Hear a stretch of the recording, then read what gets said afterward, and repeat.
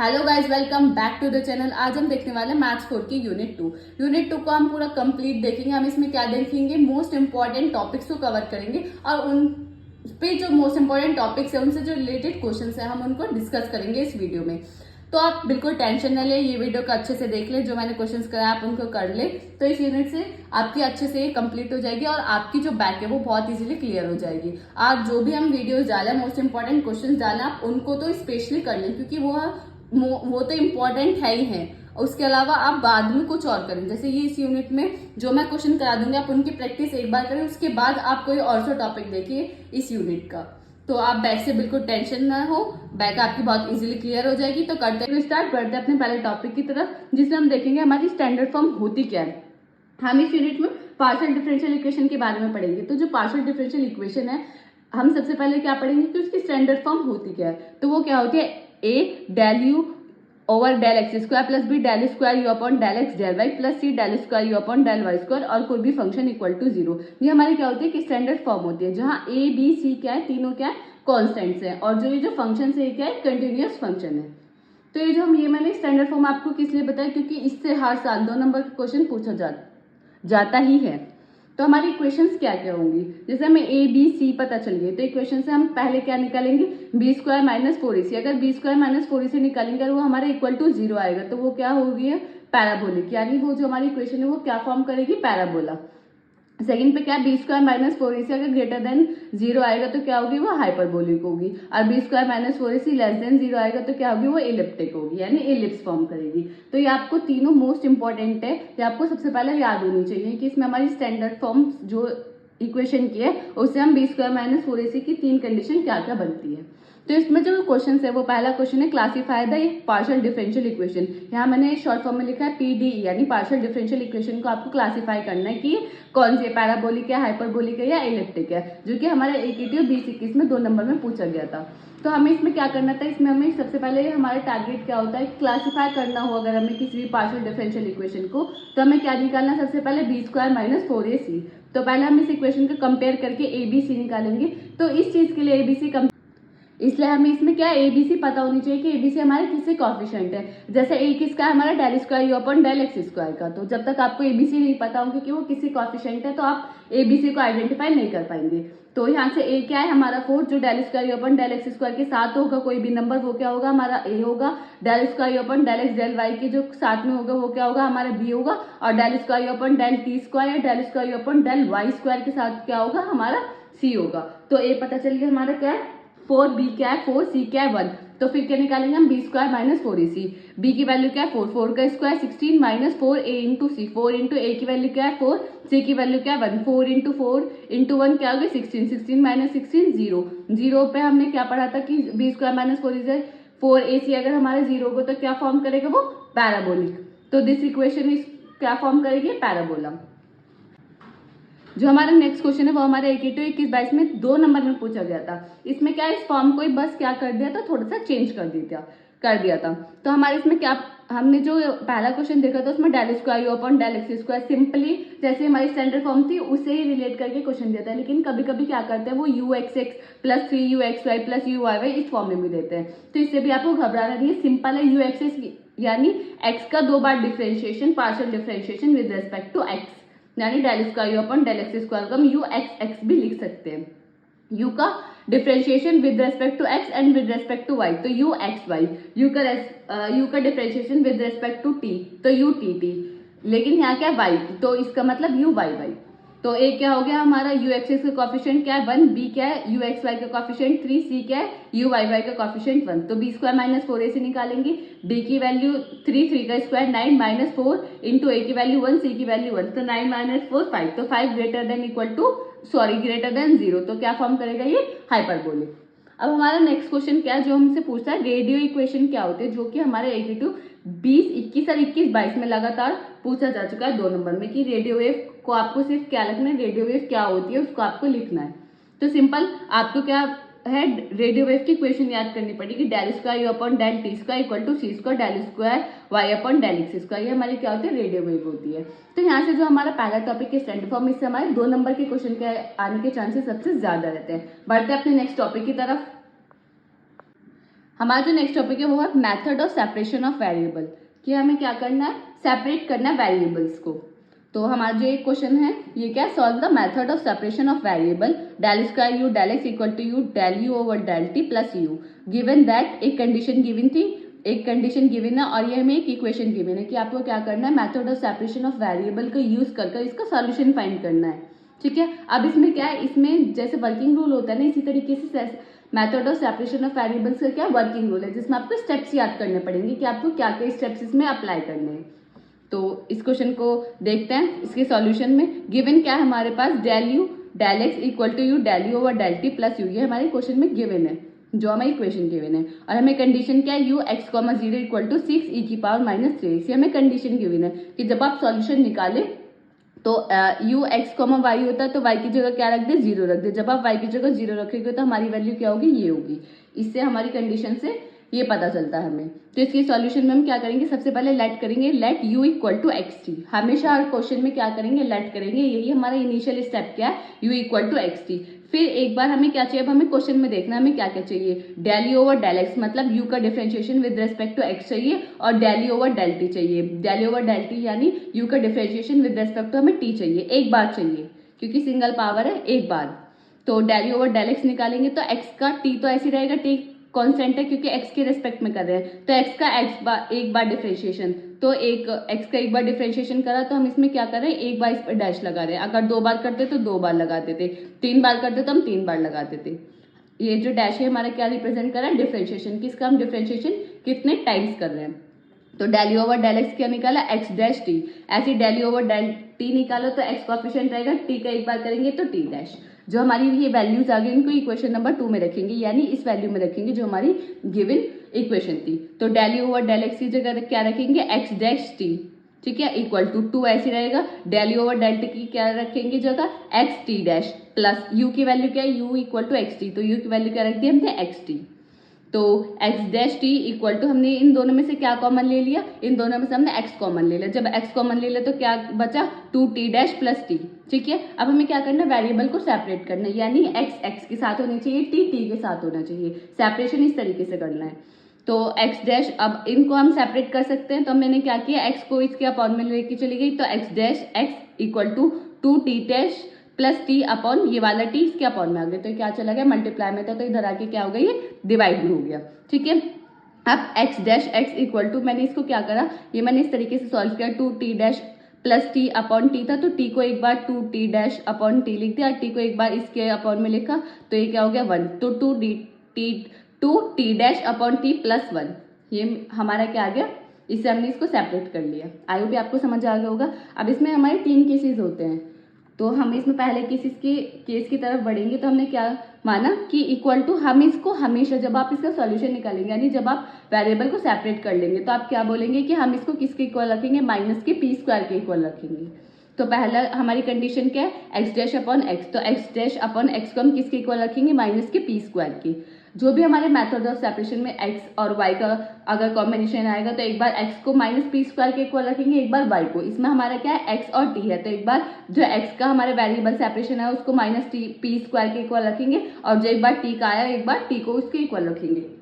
ठीक है, तो 1 अपॉन एक्स मैंने ऐसे ले लिया, जो एक्स डैश है, एक्स डैश का मतलब क्या है कि जो हम डिफ्रेंशिएशन कर रहे हैं किसके रेस्पेक्ट में कर रहे हैं, हम एक्स के रेस्पेक्ट में कर रहे हैं, इसका मतलब ये है। तो differentiation with respect to X, X dash को हमने इस तरीके से लिख लिया, इक्वल टू माइनस का पी स्क्वायर। ठीक है, यहाँ हमें क्या करना है, यहाँ हमें इंटीग्रेशन करना है। तो 1 अपॉन एक्स का जो हमारा इंटीग्रेशन क्या होता है, वो हमारा क्या होता है, लॉग एक्स होता है। तो 1 अपॉन एक्स का क्या होगा, लॉग एक्स, कैपिटल एक्स की बात चल रही है तो यहाँ क्या लिखेंगे, log capital X equal to minus P square. इसका डिफरेंशिएशन करेंगे तो माइनस पी स्क्वायर तो ऐसे रहेगा, इसके इंटू में डीएक्स आ जाएगा, तो डीएक्स का इंटीग्रेशन करेंगे, dx का इंटीग्रेशन करेंगे तो क्या आता है, हमेशा x, याद रखें dx का इंटीग्रेशन करेंगे x आएगा, dy का इंटीग्रेशन करेंगे क्या हो गया, y आएगा। ठीक है, ये आपको कुछ इंटीग्रेशन के फॉर्मूले पता होने चाहिए। तो minus P square x plus, अब हमें कोई भी कॉफिशिएंट ऐड करना है। कॉफिशिएंट हम किसके अकॉर्डिंग ऐड करते हैं कि हमारी वैल्यूज क्या क्या है, तो हमारी लॉग में आई है, तो लॉग को हमें खत्म करना है। तो हमने क्या करा, जो कॉफिशिएंट ऐड करा हमने प्लस लॉग c1 ऐड करा। ठीक है, log X equal to log, हमने माइनस पी स्क्वायर एक्स को हमें लॉग में लेके जाना है, हमें इसमें इसकी वैल्यू को लॉग में कन्वर्ट करना है। तो हमने किस तरीके से कन्वर्ट करा, लॉग ई की power minus P square x, क्योंकि इसकी वैल्यू क्या होती है 1 होती है, तो ये सेम ही वैल्यू आ जाएगी। लेकिन सिर्फ हमें लॉग में कन्वर्ट करने के लिए मैंने क्या करा, इसको log e की power minus P square x लिख लिया, ताकि हमें जो x की वैल्यू है वो मिल सके। Plus log c1 log m plus log n के जो log की प्रॉपर्टी होते हैं, log m plus log n क्या होता है, log m इंटू n, यानी जो प्लस में लिखे होते हैं वो किस में हो जाएंगे, मल्टीप्लाई में हो जाएंगे।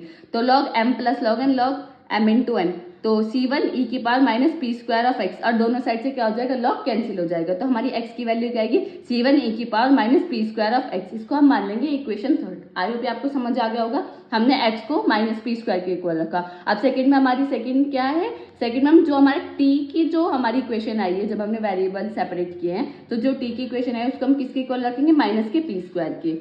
तो 2t upon T equal to, ये जो +1 था ये यहाँ चला गया -1, देखो माइनस पी स्क्वायर -1, फिर मैंने क्या करा, इसमें से माइनस कॉमन ले लिया, तो क्या बचा पी स्क्वायर प्लस 1। इस तरीके से मैंने इसमें यहाँ लिख दिया पी स्क्वायर प्लस 1। अब ये जो 2 है ये मल्टीप्लाई में क्या हो गया, डिवाइड में हो गया, t upon T equal to minus P square plus 1 upon 2। ठीक है, अब इतना हो गया। इसी तरीके जैसे हमने एक्स किया, इसी तरीके से यहाँ टी का इंटीग्रेशन करेंगे, तो 1 upon T del T upon del T equal to minus P square plus 1 upon 2 into D T. तो 1 अपॉन टी का क्या होगा, log T equal to minus P square plus 1 upon 2 into D T का क्या होगा T. वैसे जैसे कि हमने c1 ऐड किया था, इसी तरीके से हम इसमें क्या करेंगे, c2 ऐड करेंगे। किसकी फॉर्म में करेंगे, हमने log c2 ऐड किया। क्यों, क्योंकि हमारा जो फंक्शन था वो किस में आ रहा है, log में, ताकि हम log को कैंसिल कर सके और t की वैल्यू फाइनल आंसर हम अपना निकाल सके। तो मैंने फिर इसी तरीके से बिल्कुल सेम मेथड किया, log t equal to minus P square plus 1 upon 2 को log में कन्वर्ट किया, तो log e की power minus P square plus 1 upon 2 plus log c2। ऐसी log t equal to log m plus log 1 log m into 1, तो दोनों side से log cancel हो जाएगा, तो t equal to c2 e की power minus P square plus 1 upon 2 into T. ये हमारी क्या आ गई, t की वैल्यू होगी। इसको हमने क्या माना, इक्वेशन 4 माना। जो हमारा फाइनल आंसर था, जो हम इनिशियली लेके चले थे, वो क्या था, u equal to X T. तो x की वैल्यू और t की वैल्यू को क्या करना है, हमें मल्टीप्लाई करना है। तो जो x की वैल्यू है c1 e की power minus P square of x, और t की वैल्यू क्या है, c2 e की power minus P square plus 1 upon 2 into T. तो c1 c2 कॉन्स्टेंट है, इनको हमने एक साथ लिख लिया।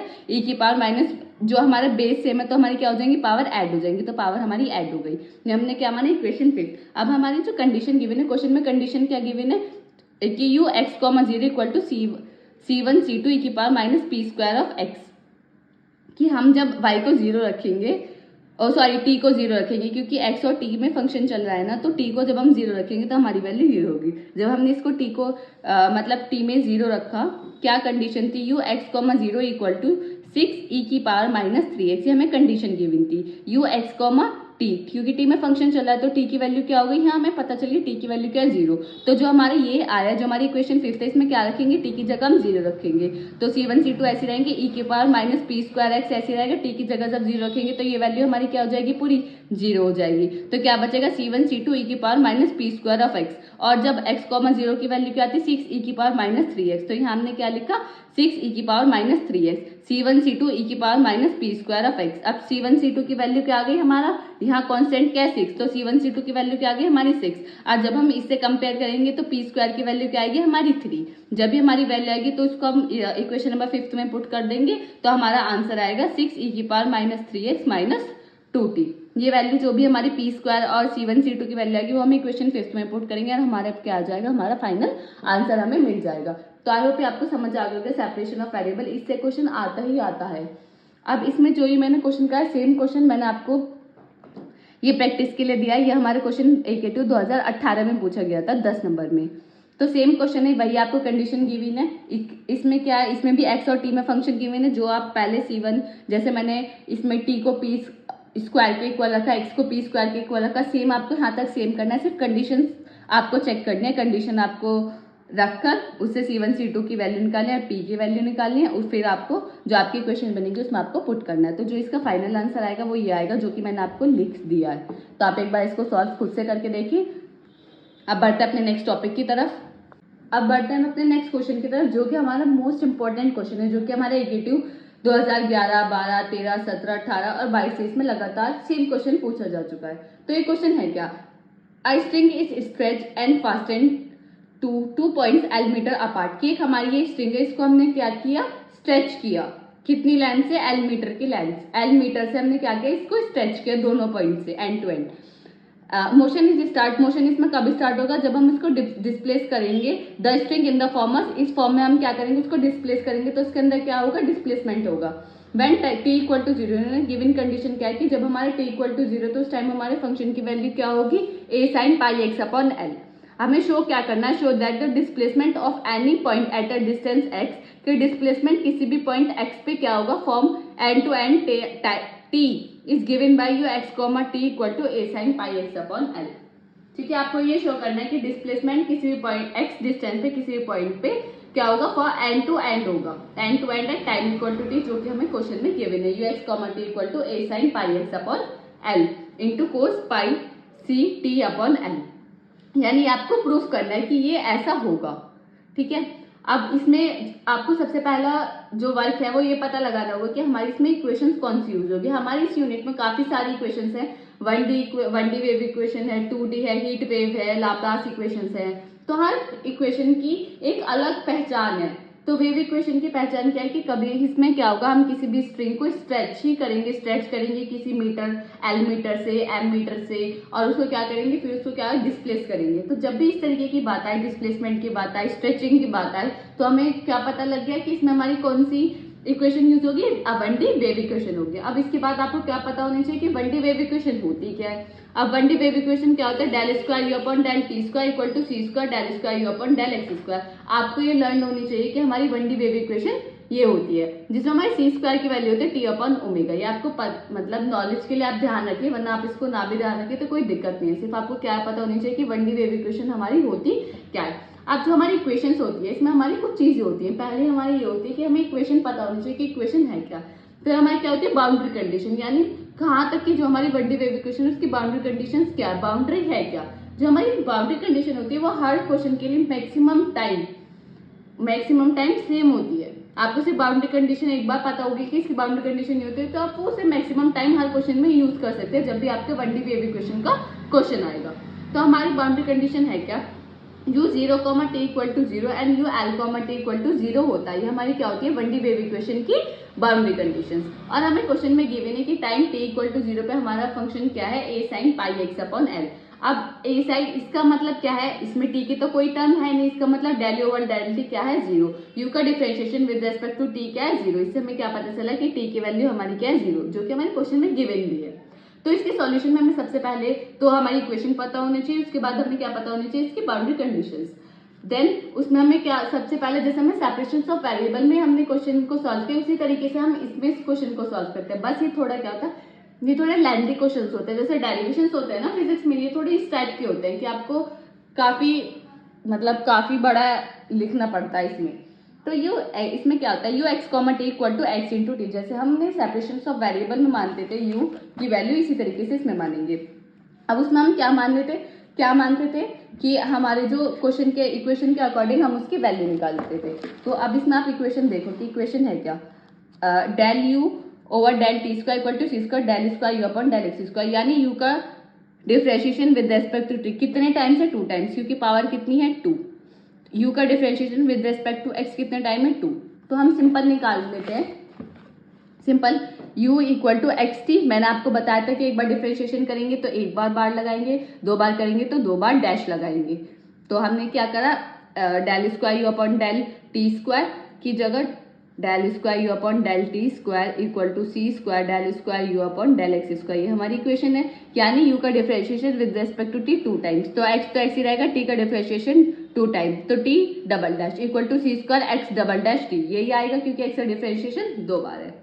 अब हमें क्या करना है, वेरिएबल को सेपरेट करना है। तो टी डैश के अपॉन में टी आएगा और 1 अपॉन सी स्क्वायर को हम इसके अपॉन में लिया, 1 upon C square equal to X double dash upon X equal to K. अब जब हम इनको सेपरेट कर लेंगे तो हम सेपरेशन ऑफ वेरिएबल में पी स्क्वायर के माइनस के पी स्क्वायर के इक्वल मानते हैं, लेकिन हम इसमें इनिशियली क्या मानेंगे कि हम इसको किसके इक्वल मानेंगे, के इक्वल मानेंगे। जब हम के इक्वल मानेंगे तो X double dash upon X equal to K, तो हमारी इक्वेशन हमारी क्या बन जाएगी।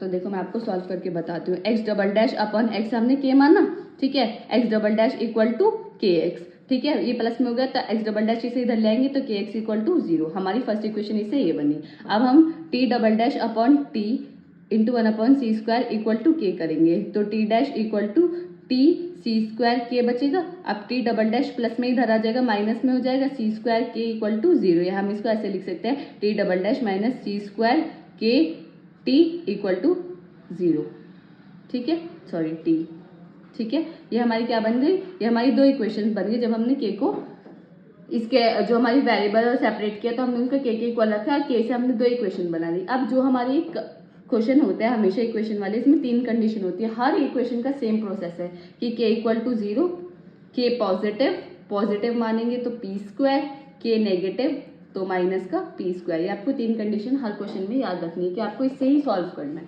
ठीक है। अब हमारी ये इक्वेशन पता चल गया h double dash x minus के x equal to 0 and t double dash minus c² के टी इक्वल टू 0। अब हमारी पहली कंडीशन क्या होती है, इसमें केसेस बनाते हैं, 3 केस बनते हैं। तो पहला केस क्या बनता है कि के इक्वल टू 0।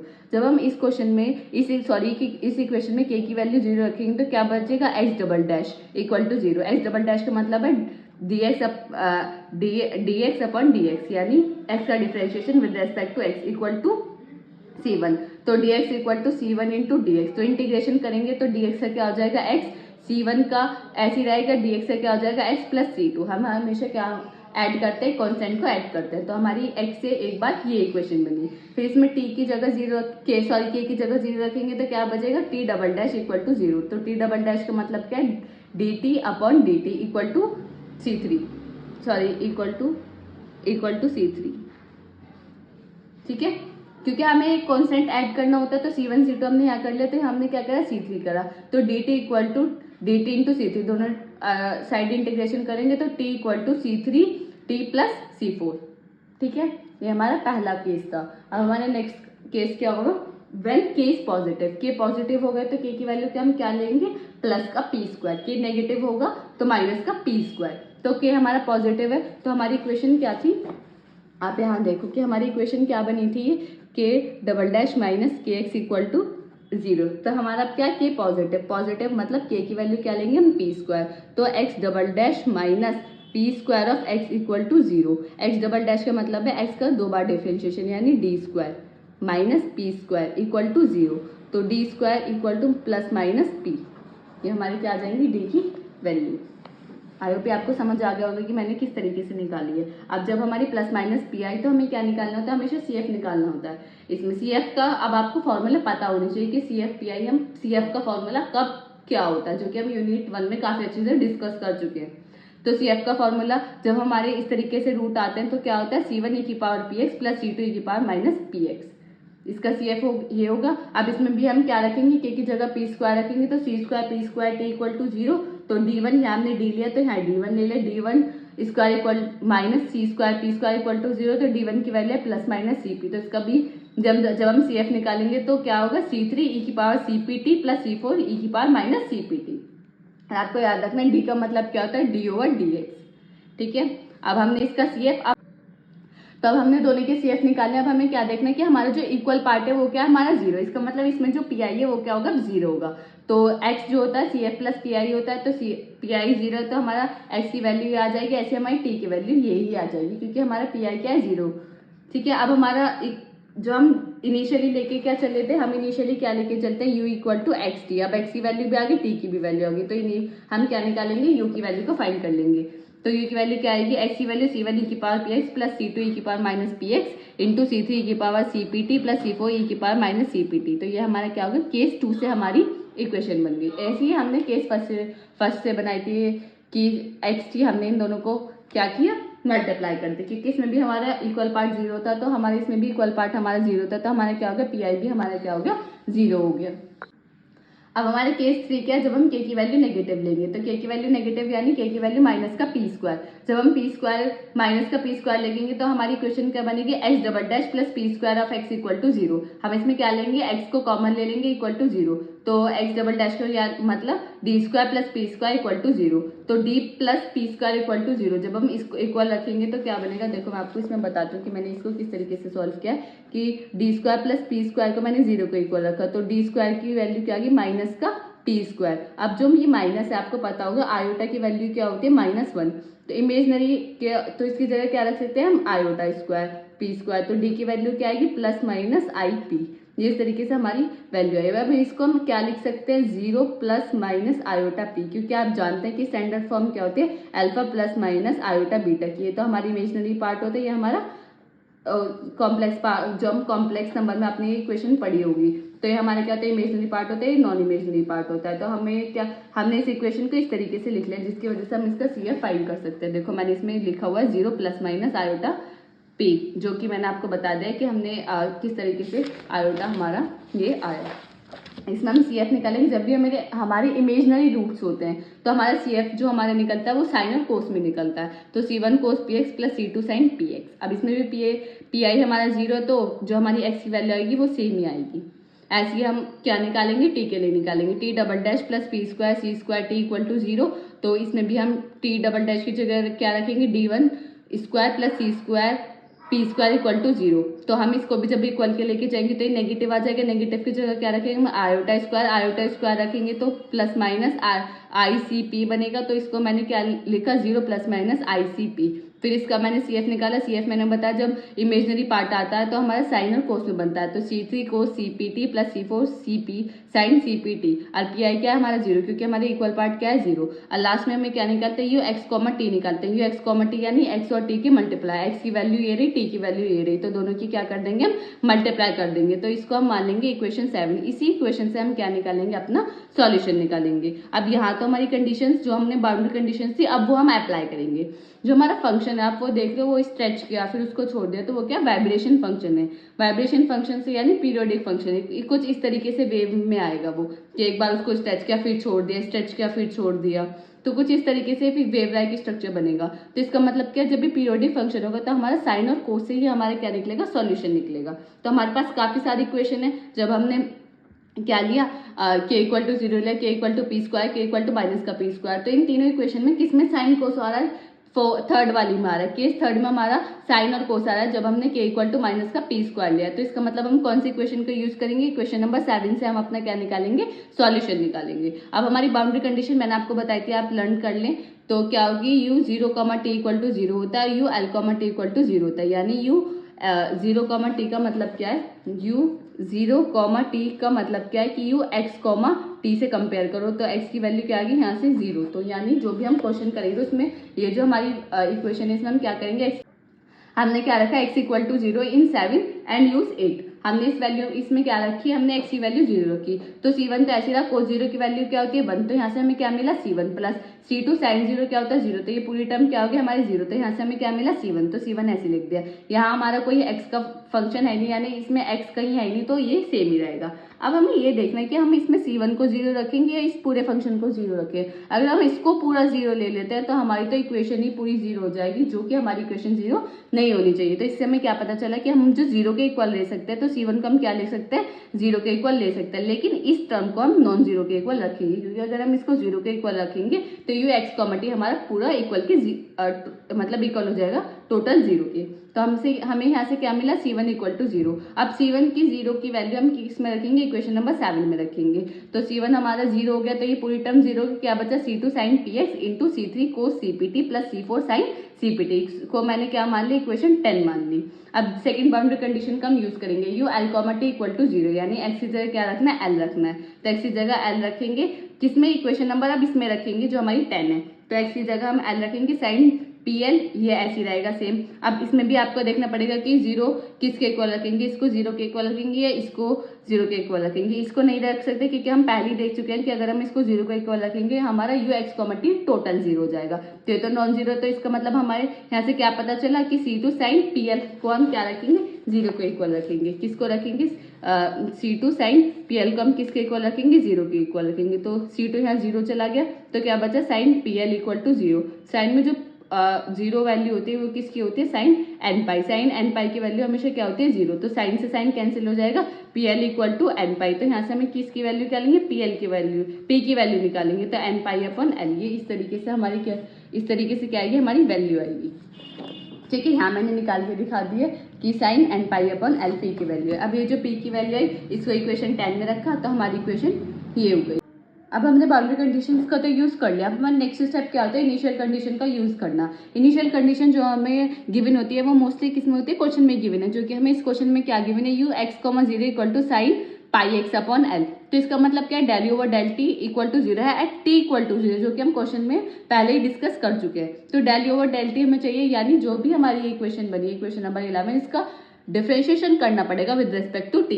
तो del you over del T equal to C2 constant ऐसी रहेगा, साइन के टर्म में एल है ही, टी है ही नहीं, तो टी के तो जब इसमें टी है ही नहीं तो ये किसकी तरह एक्ट करेगा, कांस्टेंट की तरह एक्ट करेगा, तो ये ऐसी रहेगा। C3 ऐसी रहेगा, कांस्टेंट है। कोस का क्या होता है, माइनस का sine, sine C N pi upon L, into में इसका करेंगे C N pi L into T का करेंगे तो टी का टी के रेस्पेक्ट में 1 हो जाएगा, C N pi upon L बचेगा, प्लस C4 कांस्टेंट का काम ऐसे ही करेगा, साइन एक्स का क्या हो जाएगा, कोस एक्स, और एक्स ये है नहीं तो एक्स का जो एक्स है नहीं उसका इंटू में क्या करते हैं, डिफरेंशिएशन करते हैं, तो टी का टी के रेस्पेक्ट में 1 हो जाएगा, तो क्या बचेगा, एन पाई सी अपॉन एल। अब हमें क्या करना है, put T equal to zero, क्योंकि हमें डेल ओवर डेल टी की वैल्यू कब गिवन है, zero at T equal to zero. जब हम जीरो रखेंगे तो हमारे पास क्या बचेगा, C2 sine N pi x upon L into C3, और इसकी वैल्यू क्या है हमारी, a sine pi x upon l, जो हमें क्वेश्चन में गिवन है। तो यहाँ से ए को कंपेयर करेंगे तो ए की वैल्यू क्या आ जाएगी, C2 C3, और जब साइन की वैल्यू को कंपेयर करेंगे तो साइन की वैल्यू क्या आ जाएगी हमारी, एन की वैल्यू क्या आ जाएगी हमारी 1 आ जाएगी।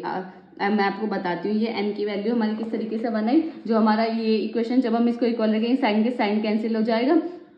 अब हमारा क्या है, पाई एक्स से पाई एक्स, एल से एल, तो एन की वैल्यू क्या आ जाएगी, 1 टाइम्स कैंसिल होता है, एन की वैल्यू क्या आ जाएगी हमारे 1 आ जाएगी। तो हमें पता चला कि यहाँ से एन की वैल्यू भी 1 है, ए की वैल्यू C2 C3 है। जब हम इसमें ये वैल्यूज रखेंगे तो फिर हमारी इक्वेशन क्या बनेगी, C2 C4 एन पाई सी upon L into sine N pi x upon L. अब इन दोनों में हमें देखना है, इन दोनों में हमारा जीरो कौन बनेगा, C2 C4 में। अब हम क्वेश्चन में जाएंगे तो C2 को तो हम जीरो नहीं बना सकते, अगर हमने C2 को जीरो बना दिया तो हमारी पूरी इक्वेशन क्या हो जाएगी, जीरो हो जाएगी। तो हम किसको मानेंगे, C4 को हम क्या मानेंगे, जीरो मानेंगे। तो C4 इक्वल टू जीरो, जब हम C4 जीरो आ गया तो C4 की वैल्यू जब हम इसमें जीरो रखेंगे तो हमारे पास क्या बचेगा, C2 C3 sine N pi x upon L into cos c N pi t upon l. N की वैल्यू क्या रख देंगे, 1 रखेंगे, और C2 C3 की जगह क्या रख देंगे, ए रख देंगे। तो हमारा क्या हो जाएगा, ये प्रूफ हो जाएगा जो इस क्वेश्चन में हमें गिवन था।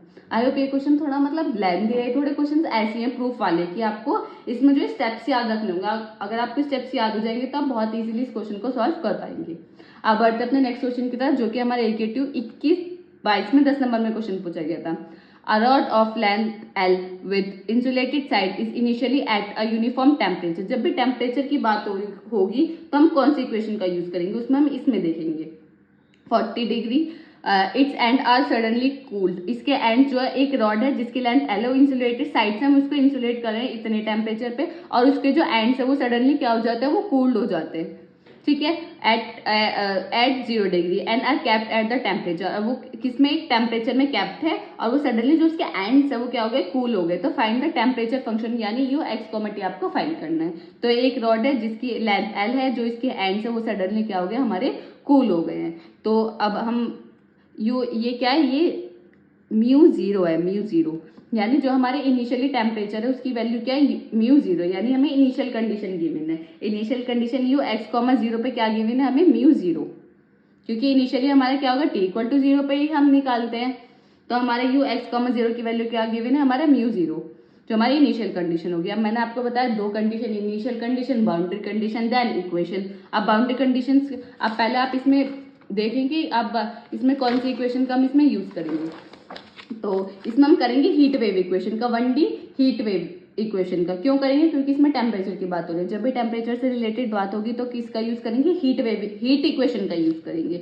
तो हीट इक्वेशन क्या होती है, del you over del T equal to C square del square you upon del x square. अब आपको इस इक्वेशन को याद रखना है कि 1D हीट इक्वेशन क्या होती है, उससे पहले हमने 1D वेव इक्वेशन का क्वेश्चन सॉल्व किया था। अब इसमें हमें बाउंड्री कंडीशन याद रख, बाउंड्री कंडीशन आप देखोगे इसमें भी सेम है। मैंने आपको क्या बताया, बाउंड्री कंडीशन हर जगह मोस्ट प्रोबेबली सेम होंगे। तो बाउंड्री कंडीशन यू वही 0, t equal to 0, L, t equal to 0, same boundary condition wave equation में भी, हीट इक्वेशन में भी। तो एक बार याद कर लेंगे तो दोनों में से कोई भी क्वेश्चन आएगा आप इसको इजीली सॉल्व कर पाएंगे। लेकिन इनिशियल कंडीशन उसमें इसमें क्या गिवन है कि म्यू 0 है। तो अब सिंपल इसको सॉल्व करेंगे, वही हमारा क्या करेंगे, पहले वेरिएबल को सेपरेट करेंगे, फिर k इक्वल टू 0, फिर k equal to P square, फिर k इक्वल टू माइनस का पी स्क्वायर। अब इसमें क्या करेंगे, इनिशियली हम लेट करते हैं u equal to X T. अब हमें क्या क्या क्या चाहिए इस क्वेश्चन के अकॉर्डिंग, u का differentiation with respect to t एक टाइम और u का differentiation with respect to x 2 time. अब इतना आपको करने की जरूरत है, इतना तो आपको पता चल गया होगा कि u का differentiation with respect to t तो x t dash equal to C square और u का differentiation with respect to x यानी x का 2 बार है तो t x 2 बार। ठीक है, अब ये जो हमारी वैल्यूज आ गई इनको हम किस में पुट करेंगे, इक्वेशन नंबर 1 में हम इसमें पुट करेंगे। जब हम इसमें पुट करेंगे तो हमारी इक्वेशन क्या बनेगी, X T dash equal to C square T X double dash. फिर हम इसमें क्या करेंगे, वेरिएबल को सेपरेट करेंगे तो T dash upon T 1 upon C square equal to X double dash upon X. अब इसको किसके इक्वल मानते हैं, हम के इक्वल मानते हैं। के इक्वल मान के हम क्या बनाएंगे, दोनों इक्वेशन बनाएंगे जो हमारी ये बनेगी। अब केस फर्स्ट क्या होगा हमारा, के इक्वल टू 0। जब के इक्वल टू 0 करेंगे तो यहाँ 0 हो जाएगा तो क्या बनेगा, x double dash. X double dash का मतलब इंटीग्रेशन करेंगे हम इसका both side D square x upon D x square. जब हम इंटीग्रेशन करेंगे तो क्या हो जाएगा, यहाँ डी एक्स यहाँ आ जाएगा तो X equal to C one X plus C two. इसी तरीके से इसका करेंगे तो यहाँ से हमारा क्या आ जाएगा, सी थ्री आ जाएगा। इंटीग्रेशन आई होप इंटीग्रेशन में आपको शायद कोई दिक्कत नहीं होगी। जैसे D T upon D T equal to ये है तो इक्वल टू क्या है, 0 है तो डी टी इक्वल टू 0 तो 0 का इंटीग्रेशन तो कुछ नहीं होगा, डी टी का इंटीग्रेशन क्या करेंगे टी। तो हम इसमें कोई भी कॉन्स्टेंट ऐड करते हैं, हमेशा कॉन्स्टेंट ऐड करना होता है तो C3 हम इसमें ऐड करेंगे। इसी तरीके से हमने इसका इंटीग्रेशन किया है। ठीक है, अब वही u x और t की मल्टीप्लाई कर देंगे C1 x plus C2 into C3 हमारी क्या बन गई, इक्वेशन 5th बन गई। अब केस 2 में क्या होगा, k equal to P square यानी कि हमारा क्या है पॉजिटिव। जब पॉजिटिव होगी तो X double dash minus P square of X equal to 0। X double dash की जगह क्या रख देंगे, D square minus P square equal to 0 तो डी की वैल्यू क्या आ जाएगी, प्लस माइनस पी और उस टाइम सी एफ क्या होगा, C1 ई की power P x plus C2 ई की पावर माइनस पी एक्स। फिर टी की वैल्यू को लेंगे तो टी का भी हमारा CF C3 ई की पावर पी स्क्वायर सी स्क्वायर टी आएगा। फिर हम क्या करेंगे, u x comma T, x और टी की जो वैल्यू आई उन दोनों को मल्टीप्लाई कर देंगे तो C1 ई की power P x plus C2 ई की power minus P x into C3 ई की पावर पी स्क्वायर सी स्क्वायर टी हमारी क्या बन जाएगी, इक्वेशन 6 बन जाएगी। सेम हमारे जो देखो कि आप ये सॉल्यूशन सेम ही आ रहे हैं तो आप एक इक्वेशन कर लेंगे ना तो सेम आपकी काफी सारी इक्वेशंस हो जाएंगी, सारी हो जाएंगी।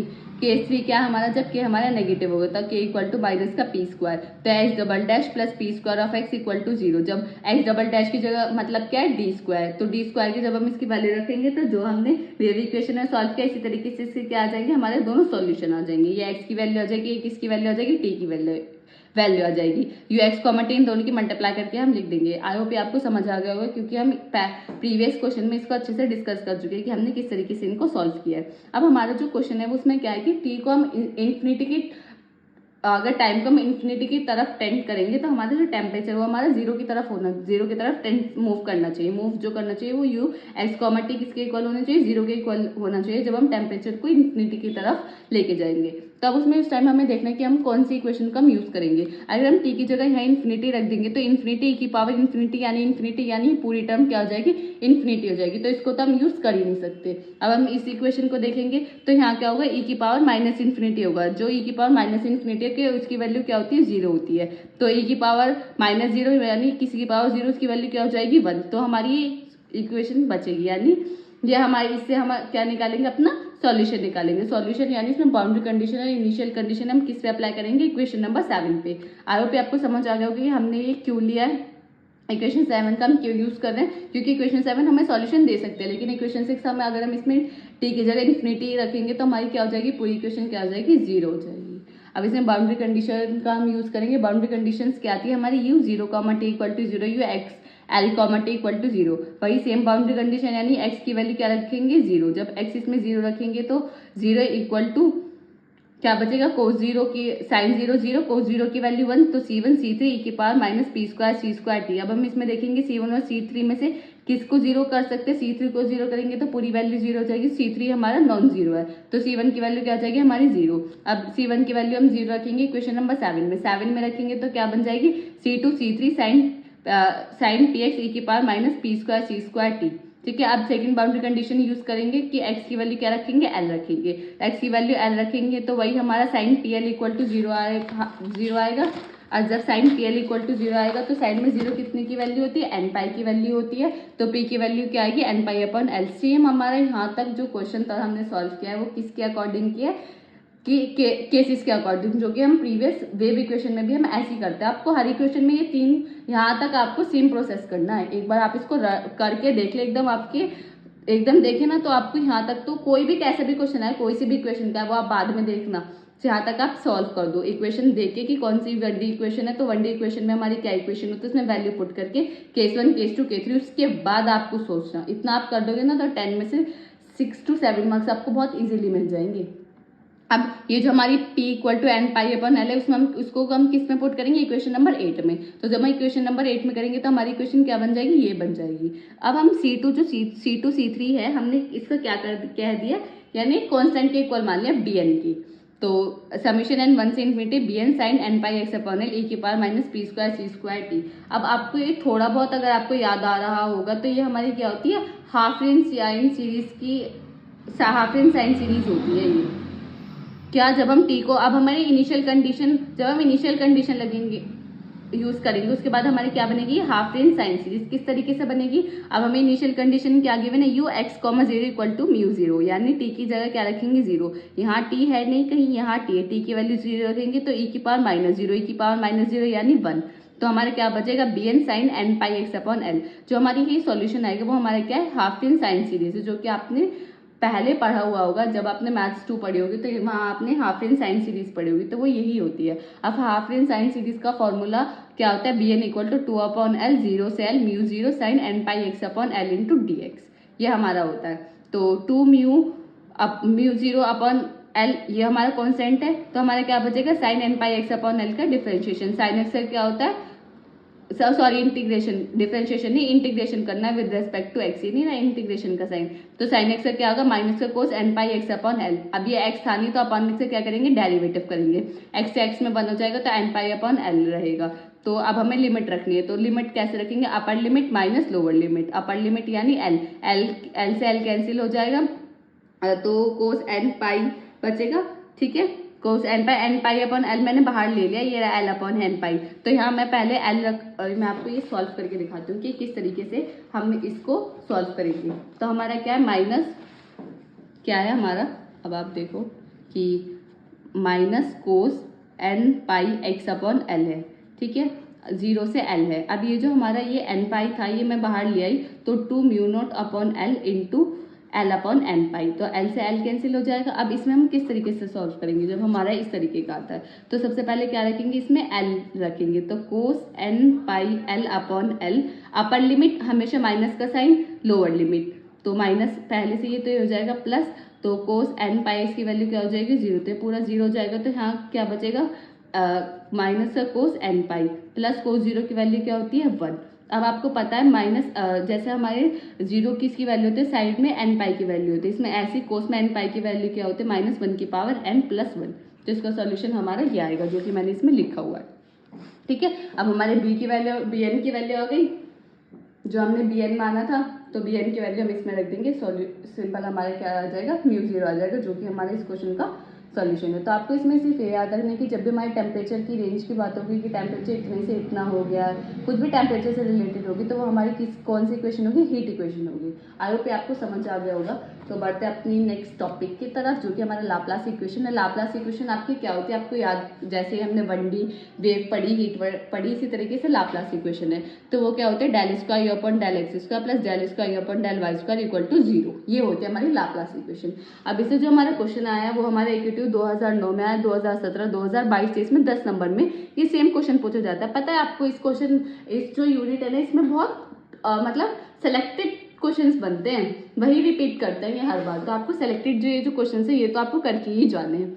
तो इसमें क्या यूज, सेपरेशन ऑफ वेरिएबल का यूज करके आपको क्या करना है, बाउंड्री कंडीशन, इसमें आपको कोई दिक्कत ही नहीं है, बाउंड्री कंडीशन भी गिवन है, इनिशियल कंडीशन भी गिवन है, और आपको बताया भी है कि लाप्लास इक्वेशन है। सिंपल, आपको कुछ इसमें तो करने ही नहीं, बहुत ईजी क्वेश्चन हो गया जब आपको कुछ सोचना ही नहीं है।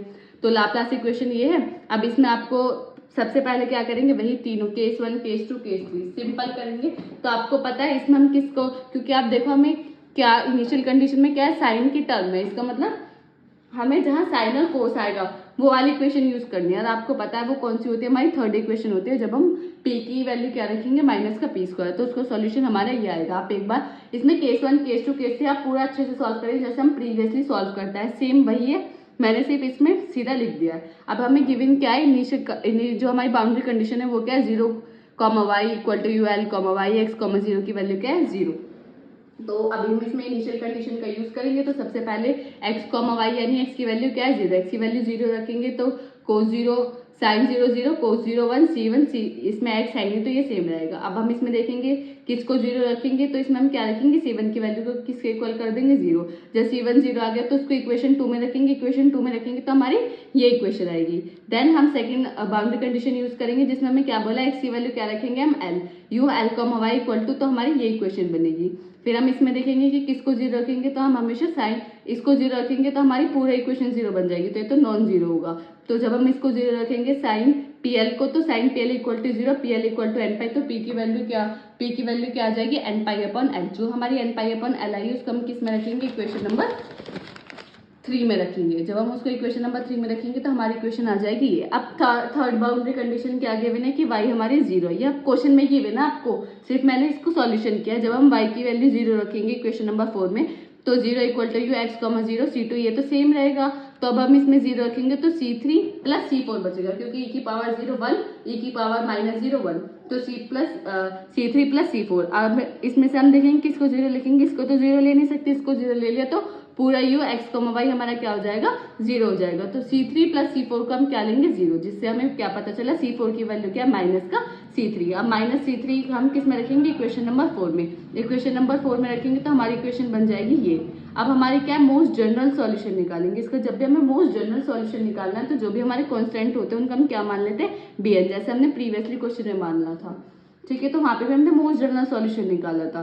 तो sign n pi x upon L, e की पावर n पाई y अपॉन एल, n पाई y अपॉन एल। अब हमारी जो हमारी कंडीशन फोर्थ कंडीशन क्या गिवन थी, इनिशियल कंडीशन की y की वैल्यू क्या रखनी है, हमें a रखनी है, और उसकी वैल्यू क्या है sign n pi x upon l. तो यहाँ जब हम इसमें a रखेंगे तो उसकी वैल्यू क्या है sign n pi x upon L, bn ऐसी रहा, sign n pi x upon L ऐसी रहा, e की पावर y की जगह क्या रखेंगे a, तो e की power n pi a upon L, e की power minus n pi a upon L, sine n pi x upon L से sine n pi x upon L, bn ऐसी रहा, ये यहाँ 1 बचा तो 1 के अपॉन में चलेगा, तो 1 अपॉन ये e की power n pi a upon L minus e की power n pi a upon L, ये हमारी क्या है bn की वैल्यू आ गई। अब जो हमारी bn की वैल्यू है उसको हम इक्वेशन में पुट करेंगे, ये वाली फिफ्थ इक्वेशन में पुट करेंगे और हमारा क्या आ जाएगा, हमारे ये सॉल्यूशन हमें मिल जाएगा। आई होप ये क्वेश्चन आपको समझ आ गया होगा। इस वीडियो में हमने क्या कवर किया, हमने जो मोस्ट इंपॉर्टेंट टॉपिक्स थे उनको कवर किया, उनसे हमने क्या किया, उनके क्वेश्चन को कवर किया। ये यूनिट काफ़ी मतलब ज़्यादा पसंद नहीं आती क्योंकि इसमें क्या है, डेरिवेशन, काफ़ी सारी कैलकुलेशन, काफ़ी चीज़ें आपको याद रखनी पड़ती हैं। तो ये काफ़ी सिंपल, आप एक दो बार ये क्वेश्चन को करके देखेंगे तो आपको जो मैथड्स हैं, केसेस आपको याद हो जाएगी कि हाँ ये केसेस, केस 1 केस 2 केस 3 हर क्वेश्चन में आपको सेम करना है, तो वो तो आप अच्छे से कर ही लें। उसके कोई भी क्वेश्चन आएगा तो आप केस 1 केस 2 केस 3 तो हर क्वेश्चन में अप्लाई कर सकते हो। उसके बाद बाउंड्री कंडीशन जो होती है वो हमारी सेम ही होती है, इनिशियल कंडीशन सिर्फ आपकी हर क्वेश्चन में चेंज होती है। तो इसमें हमने जो सारे जो मोस्ट इंपॉर्टेंट टॉपिक्स और उनके जो PYQs क्वेश्चन थे वो हमने इस वीडियो में कवर कर लिए। अगर आपको ये वीडियो अच्छी लगी तो लाइक कमेंट शेयर करना ना भूलें, और अगर आपको हमारे नोट्स चाहिए तो आप ज्वाइन कर सकते हैं हमारा टेलीग्राम चैनल, जिसका लिंक आपको डिस्क्रिप्शन में मिल जाएगा। मिलता है किसी अगली वीडियो में।